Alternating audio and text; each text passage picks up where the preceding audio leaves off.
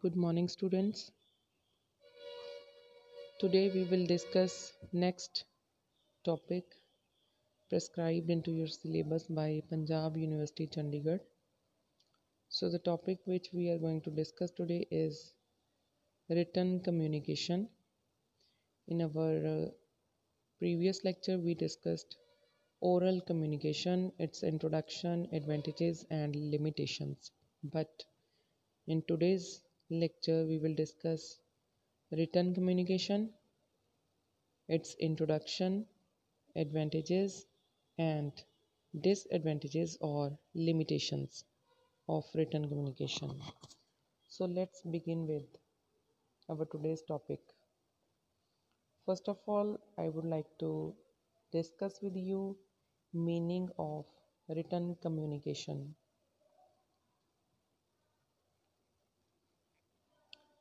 A written communication means the sending of messages, orders, or instructions in writing through letters, circulars, manuals, reports, telegrams, office memos, or bulletins, etc. So, a written communication means the sending of messages, sending of orders, or sending of instructions in writing or means in written form through letters, circulars, manuals, reports, telegrams, office memorandums, bulletins, etc. It is a formal method of communication and is less flexible. So, written communication is a formal method of communication and is less flexible. Means we cannot change anything when something is written for uh, when something is written. A written document preserved properly record for future reference. A written document preserved properly. When a document is written or typed and it is preserved in a proper way, then it becomes a permanent record for future reference. So, written communication becomes a permanent record for future reference. So, it becomes clear from this introduction that written communication means to send messages, orders, instructions through or in the form of letters, circulars, manuals, reports, etc. And it is a formal method of communication and it becomes a permanent record for future when it is preserved properly. It can also be used as legal evidence. Written communication can also be used as legal evidence. It is time consuming, costly, and unsuitable for confidential and emergent communication. Sometimes written communication uh, is time consuming, it is costly, and sometimes it is unsuitable for confidential or personal, private, and emergent communication. Written communication, to be effective, should be clear, complete, concise, correct, and courteous. So, written communication, if it needs to be effective, it should be clear, complete, concise, correct, and courteous.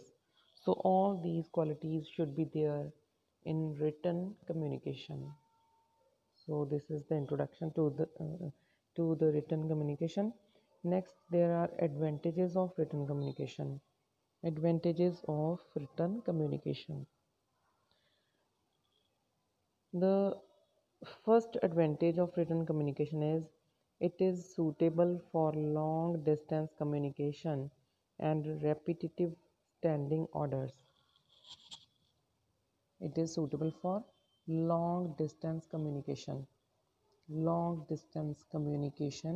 and repetitive standing orders. Next is It creates permanent record of evidence. It creates a permanent record of evidence. It can be used for future reference also. So written communication creates a permanent record of evidence. It can be used for future reference also. Third advantage is it gives the receiver sufficient time to think, act and react. It gives the receiver means receiver of the message or information, sufficient time to think, act and react. Means after receiving the information, the receiver can think, then act and then react according to the information that is sent to him by the sender of the message or the information. Next is it can be used as legal document. It can be used as a legal document if it is preserved in a proper way. It can be sent to many persons at a time. Written communication can be sent to many persons at a time. Next is it is suitable for sending statistical data, chart, diagram, pictures, etc. It is suitable for sending statistical data, charts, diagrams, pictures, etc. Next advantage of written communication is order, allocation of work, job distribution, etc. In written form, reduce ambiguity and help in fixation of responsibility, order or allocation of work or job distribution, etc. All these in written form can reduce ambiguity. Ambiguity means when something is not clear and help in fixation of responsibility. Next advantage is uniformity in work procedure can be maintained through written communication. Uniformity in work procedure. The process of work can be kept and maintained through written communication. Next is it is easy to send unpleasant or bad news through written communication. If we want to send any unpleasant news, we can do it through written communication.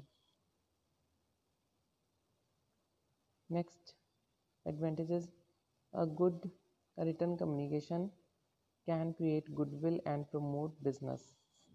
A good written communication can create goodwill. Goodwill here means harmony between different workers or employees of any organization or any company, and promote. It can also promote business also.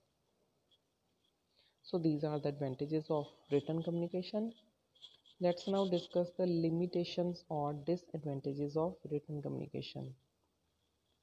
The first disadvantage or limitation is it is time consuming.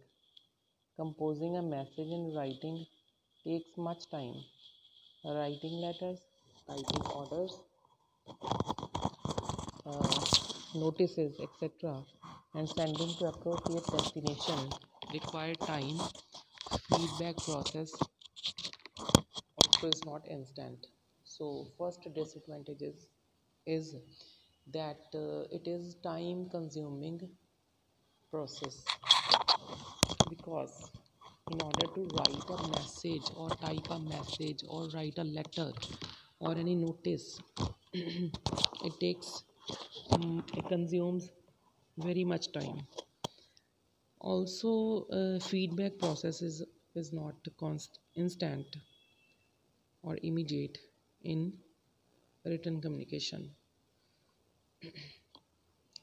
Next limitation is it is expensive, not so much due to postal charges, but in terms of so many people spending so much of their time.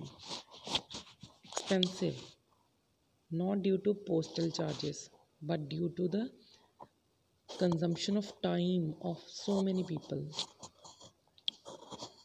Next is, it cannot maintain strict secrecy, which would have been possible in oral communication.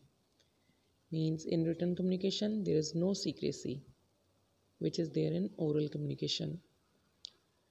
Next is, written communication has no scope for immediate clarification if not understood properly. If the receiver of the information is not able to understand written communication, then it has no scope for immediate clarification.